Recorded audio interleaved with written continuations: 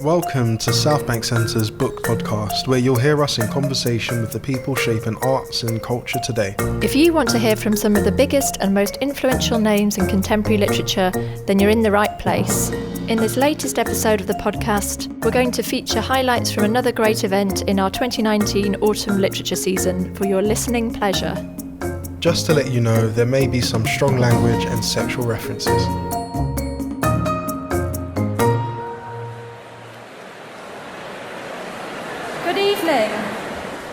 Good evening everyone, and welcome to Royal Festival Hall. My name is Bea Colley and I'm Senior Literature Programmer here at Southbank Centre. We have a very special evening for you tonight with the brilliant Richard Ayoade in conversation with Adam Buxton. You may have come to Richard Ayoade's work through his comedy writing, his screenwriting and direction of films such as Submarine and The Double, his music videos, or more recently with his whistle-stop trips around the globe in Travel Man. You may know him as Dean Lerner in Garth Marenghi's Dark Place, Moss in the IT Crowd, or Mr. Pickles in The Box Trolls. And tonight we have turned to Adam Buxton to tease out the intricacies of his weird and wonderful mind. In Richard Ayoade's new book, Ayoade on Top, he critiques and argues for the canonisation of the cabin crew rom-com A View from the Top, starring Gwyneth Paltrow. The film charts her unlikely career path from flight attendant to pilot in a film that Ayoade describes as one we might imagine Donald Trump himself half watching on his private jet's gold-plated flat screen while his other puffy eye scans the cabin for fresh young prey.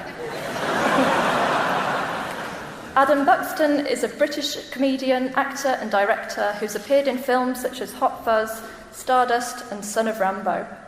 He's the host of the Adam Buxton podcast and is currently working on a book containing humorous essays and stories about his life and career thus far.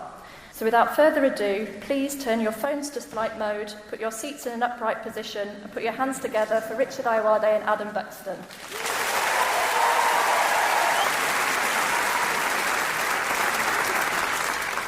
Thank you for coming. So Richard, how are you feeling, man? You've been on a punishing promo trail just today. I've done 2 interviews. I'm shattered. It's it's hard. I failed to promote the book this morning on a radio show, and then I pre-recorded another disaster, which will piddle out into the world. I heard you on Lauren Laverne. And what was the thing you said about Nazis? Oh, you were saying... You're going to have to narrow that down. It could have been any number of things. If you're going to start bashing Nazis, it's going to be a long evening. Because Look. You were talking... Let's take a full picture. You were talking they about... You were talking about the track Don't Stop Believing by Journey, yes. which features in the film... Yes, by View Journey. From the Top. Yeah. Don't Stop Believing. Yes, because the thing about the song Don't Stop Believing, I don't know how many people know. There's no tune. Don't stop believing. Yes, that one. That one. The one about streetlight people, which is a very vague term. We don't know if these people are streetlights, or they just like being near overhead lighting, or they're just out at night. They leave it open, that's the Journey way. But the thing that Journey expect from us is just to continue with our current belief. They don't specify what that belief is. And as I said, if that belief is National Socialism, don't stop. Don't stop believing in it. And as I've said, I've called it the most potent paean to credulity in rock. And so I find it a very comforting thing. I mean, Journey are, they're not didactic. I'd probably call them moral relativists. So you brought all this up on the breakfast show on Six Music. Yeah. I was looking at Lauren's face. She was delighted. She was going, my job's safe. If I can get gold like this. And you did that. You did that to enable you to segue into encouraging people never to buy your book. and then describing your publicists as lining up and shooting themselves with one bullet to save money.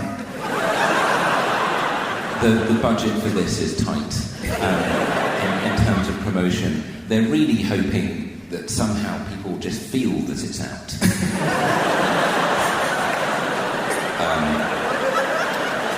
I said, what about posters? They went, people don't look at posters anymore. They used to in the 90s, but now they just kind of know. It's genuinely a lovely cover, and you look beautiful on it. Who made the decision to totally change your hairstyle so that you don't look like the guy on the front here? Yes. Well, I mean, look, there's not a great anecdote other than haircut. It really is a one-stop anecdote, that. I was in a film called The Souvenir, and it has a sequel, The Souvenir Part 2. And in that film I had hair, but dyed blonde. And I just looked like a footballer on the turn. And so I just thought, well, I can't navigate life. Well, anyway, but certainly not with a blonde. I had a blonde Mohican in it. Whoa. Yeah. I want to see that film. Sure. What kind of character? Is it like a guy with a blonde Mohican who's very shy? Yes. It's one of those introverts who doesn't want anyone to look at them, so gets a blonde Mohican to go under the radar.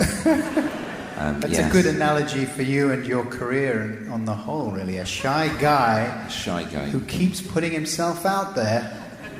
Well, look, I don't know. I wouldn't hire me, but I'm very prepared to disappoint those who will. Let's set up the book. Now, so you told me a while ago you were writing a book, and it was all about this film from 2003, Viewed from the Top, directed by Bruno Barreto, starring Gwyneth Paltrow, a dramedy about a woman who dreams of becoming a flight attendant to get out of a small town where Silver she lives. Springs, Nevada. Right? Yep. And I'd heard you talking about it before. I'd heard you referencing this film. I've not really been able to sleep since I watched this film, in a certain way. I watched the film. Yeah. One weekend. My mum came round. My mum's very old and she's getting a bit loopy, but my mum used to be a flight attendant. Yes. That weekend when she came to stay, we watched a film with Charlize Theron and Seth Rogen called Long Shot. Okay. Which was also billed as a comedy drama. I gathered the family round to watch it, including my 3 young children, because I thought it was going to be wholesome family fun. It isn't. I'm not going to describe what happens at certain points in the film because it'll upset a lot of people. Okay. So it kind of poisoned the evening. My mum didn't know what was going on. She was drunk on champagne. My daughter at one point had to pull a blanket over her head and wail, "Daddy, this is not appropriate!" That's good. That's when you know you're parenting well. Yeah. You made her finish the film, though, right? You're staying until he comes in his beard. Yeah. Spoiler. Yeah. The next night I say, okay, we're going to watch View from the Top. Yes. Mum, it's about a flight attendant. She goes, oh, good. So we watch the film. It's delightful. It's a delight. Thank you. Yes. I feel a kind of sense of proprietorship over the film. It was in no way upsetting. It is in no way upsetting. Nothing bad happens. Paltrow is beautiful. She's a tonic. She's an absolute tonic. And who knew how good she'd be as a blue-collar person? Because you really believe her at the start when her hair is slightly less expertly dyed than at the end when she ascends. No one plays chavvy like Paltrow. It's her, Kathy Burke, on the shortlist. I don't think you can say chavvy anymore. Anyway, don't worry. We get to the end of the film as a family. Yes. But I was left thinking, why has Richard written a book about this film? I don't think this is the worst film ever made. There's more offensive films around, more offensively stupid and badly made films around. Why? Well, I don't feel it's the worst film made either. But there is something hypnotically strange about many of the suppositions in the film, I feel. One, Gwyneth Paltrow playing someone who isn't already rich is strange. The idea that the thing she would most want to do in the world is become an air stewardess in order to become very wealthy, it seems strange. Because one of the difficulties with the air stewardess part to enormous wealth is that it's quite ceilinged. It's quite it plateaus quite fast. You become an air stewardess, as she does, and that's it. So now, in the film, Candice Bergen plays Sally Weston, who has become enormously wealthy after being an air stewardess, but it's very hard to know how. And the thing is, it has this sort of proto-feminist message, which would be great, but she became rich by marrying a millionaire who she met as an air stewardess. And so it seems to have all of these strange tensions all of the time. One of the things that I find very odd in romantic comedies is that there's always a thing which is someone is very obsessed with their job, someone is working and they're a tennis racket designer, they're really good, they're working on a new tennis racket that's longer. And so this is going to be, they've got to get the new tennis racket ready because there's a big presentation to the Yamamoto Corporation on Friday. That's the same day that Billy has his piano recital. This guy's missed the last 3 piano recitals, but his boss, played by David Hasselhoff, says, if you don't come to this presentation, I'm going to get Danny. He's a heck of a tennis racket designer. And he's going to step in. Crucially, at the last moment, he realizes, to hell with this tennis racket. I'm going to go to that piano recital. There's a huge hug. And then somehow he realizes the way he was hitting the keys, maybe he could hit the ball like that. Maybe he could make like a piano-shaped racket. And then, they all run into the boardroom. And then the boss goes, this guy is what we've needed all the time. The other tennis racket designer absolutely flips out. He's useless. And they get both. And so I think there's this false idea that somehow you can work really hard on your career, burn everyone off, and then go, sorry, and then everything comes back at the last moment. And that seems, in a way, almost really dangerous. That's because it's often right up to the wire. Yeah. They've got to catch a plane, they've got to bribe the person at the desk, often they're travelling with a chicken, they're in the hold, they've got to run the last bit all the time, because the plane has to touch down 100 metres from the piano recital. In a way, I just thought, well, no one making this film thought this would be the last film they'd make. Mm-hmm. No one thought that. But what if you imagined, no, this is the last thing they wanted to say. As in, they all know the world's going to end in 6 months. What do you want to say? And they go, I want to make View from the Top. And to write a book imagining the best of it. Imagining that everything in it was deliberate. Like Rob Lowe only being in it for one scene. Yes. Imagine that.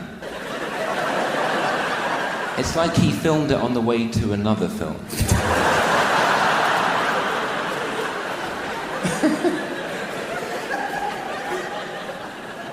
Anyway, this is a very circuitous way of saying I thought that you were a bit odd for writing a book about... You could have stopped after the word odd. About this film, yeah. This sort of inoffensive film. A lot of effort has gone into all the words. Choosing all the words. I mean, it's really... You've thought about all the words. It's great. I've tried to order the words. There are also little pockets of memoir in there. Are those real or are those sort of fictionalized? They're semi-real in a way. Real. As in, I did live in Ipswich. I sort of exist. And so that's brought to bear. But, I didn't rent a tuxedo to go to Happy Eater. Right. But you did go to Happy Eater I did go to Happy Eater, yes, because I lived near Ipswich, Martlesham Heath, which is right next to the A12, and they had a Happy Eater on the Ring Road, and so we'd always pass it as we went home, and I thought, that guy looks like he's enjoying himself. And so I really wanted to go in there, but my parents had a policy about not eating out. You could read that bit. Do you want to read a bit? I could try and read that bit. A view from the road. You see, it's all linked in, it's not just...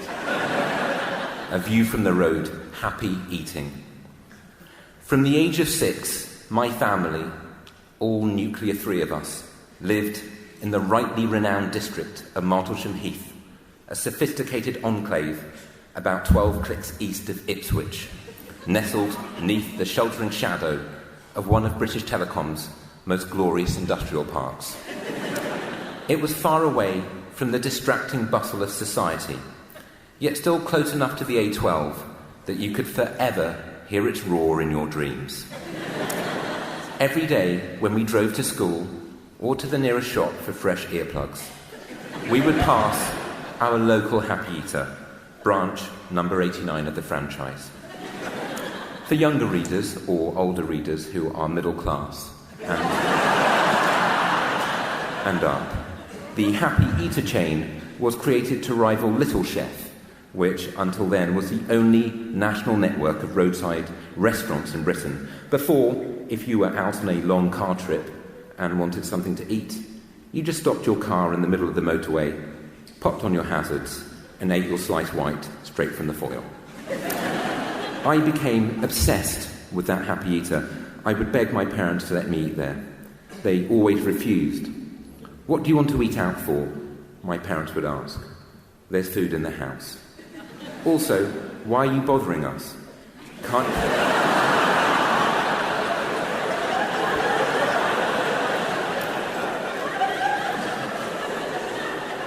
Can't you see we're watching the news?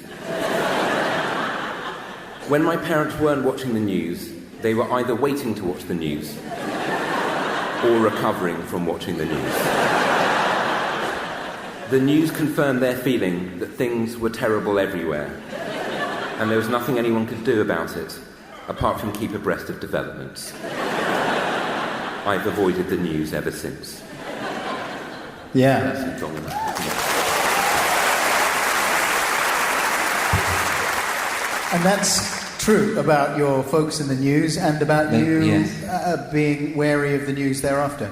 They were obsessed with the news. They were continually watching the news, and it never felt that they could really do anything about it. That's the news. Yeah, and you see, I remember once watching Newsnight, and Jeremy Paxman was interviewing a politician, and he said, "What do you think the public will make of this?" And I thought, I'm the public. Why are you talking about the public like there's some other thing, as if, oh, the people watching this show, we're different to the public.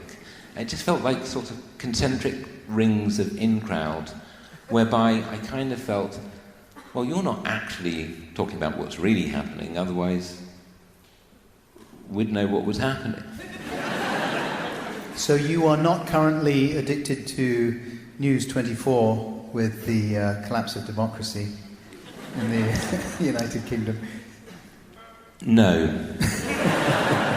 Because you said, we were talking about this earlier on, and you said that you have a sort of completist nature.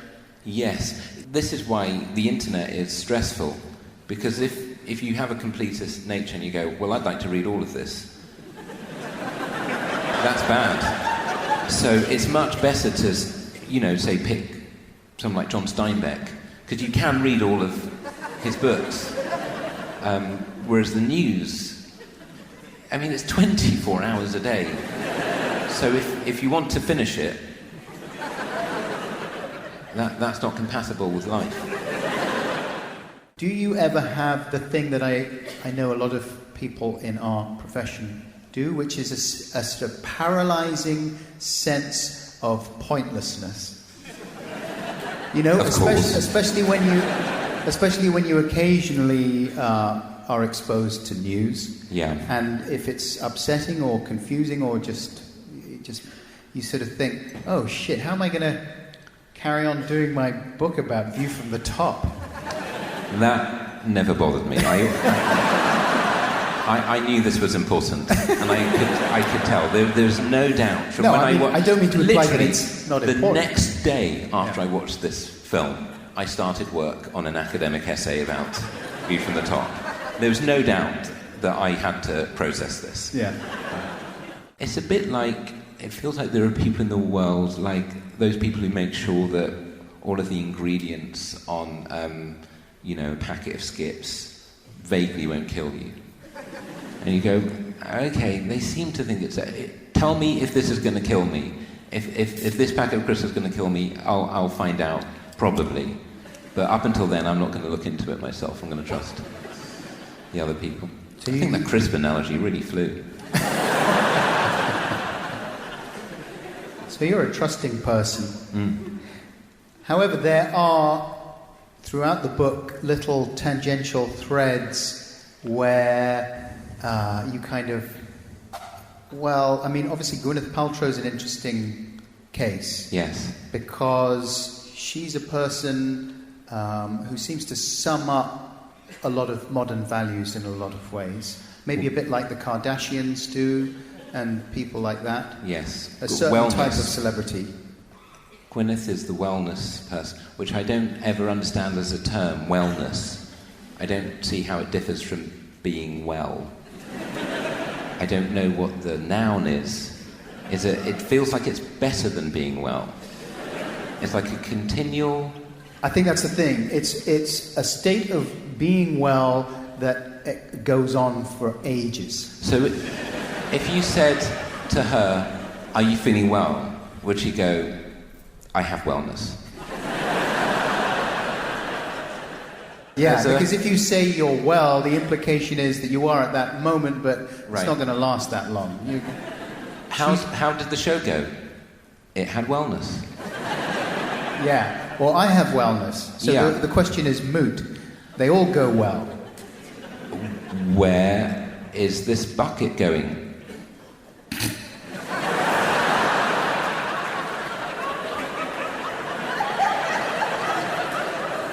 Gwyneth. Into a wellness? Or is it? Will you... Where is this bucket going would be a good film. Yeah. That's like a J.J. Abrams miniseries. Yeah. Speaking of Gwyneth... Yes. Are you up for reading a little bit more? Okay. Which bit? Did you have a little tangential thing about goop? Okay. So, does everyone know what goop is? Is everyone aware of one person? That's Brad Falchuk. That's her new partner. A view of goop. On the 5th of October 2018, after a lawsuit instigated by California's Consumer Protection Office, Gwyneth Paltrow's lifestyle website Goop was ordered to pay $145,000 for making unscientific claims about vaginal eggs.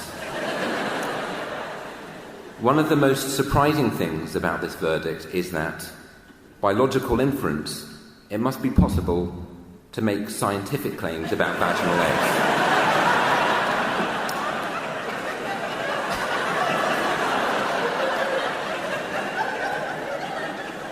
It is also surprising that someone would want to pretend that there is such a thing as a vaginal egg. Vaginal eggs are the result of taking the name of a body part and placing it next to the name of a breakfast item. Vaginal eggs are no more real to me than penis toast.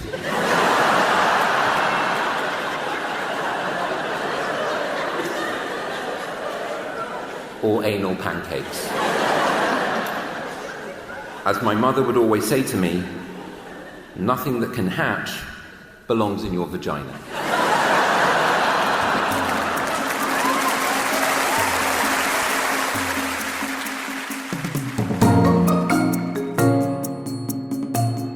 That's it for this episode. Make sure you subscribe to the Southbank Centre Books podcast in all the usual places. For more information about upcoming events, go to southbankcentre.co.uk or look us up on Facebook, Twitter or Instagram.